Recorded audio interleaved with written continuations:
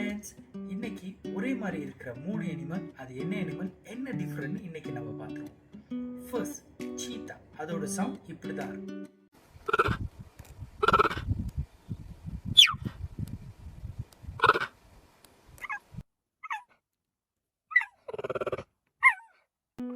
Second Jaguar. அதோட sound இப்படி தான் இருக்கும்.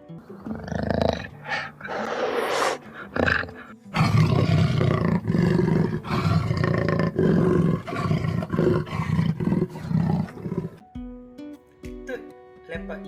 அதோட சவுண்ட் இப்படி தான் இருக்கும்.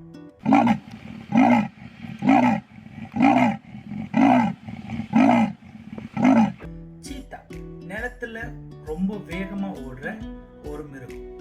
80 to 130 km/h வேகத்துல அது ஓடும்.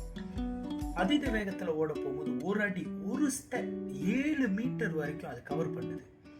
இறைய பிடிச்ச உடனே அது சாப்பிடும். அப்படி அது சாப்பிடலன்னா சிங்கம், புலி, ஹைனாஸ் வந்தா அந்த இறையை எடுத்துட்டு போயிடும்.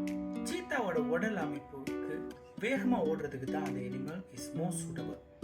ஃபைட்டுன்னு வந்துட்டா சீத்தா ஜெயிக்காது. ரெண்டாவது ஜாகுவார்.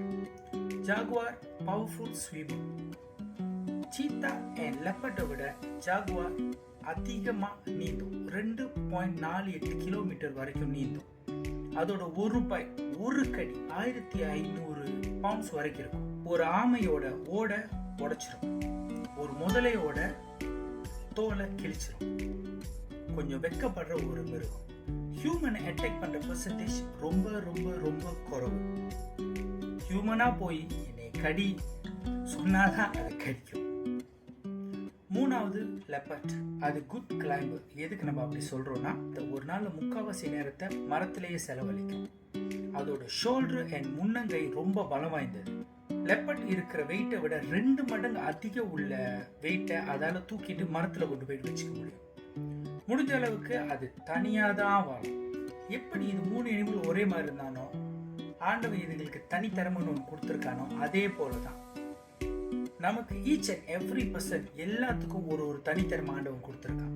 அந்த தனித்திறமையை கண்டுபிடிச்சு அந்த தனித்திறமையை கம்பேரிசன் பண்ண முடியாத அளவுக்கு வளர்த்துக்கங்க. இந்த உலகத்தை சிரிச்சுக்கிட்டே சர்வைவ் பண்ண.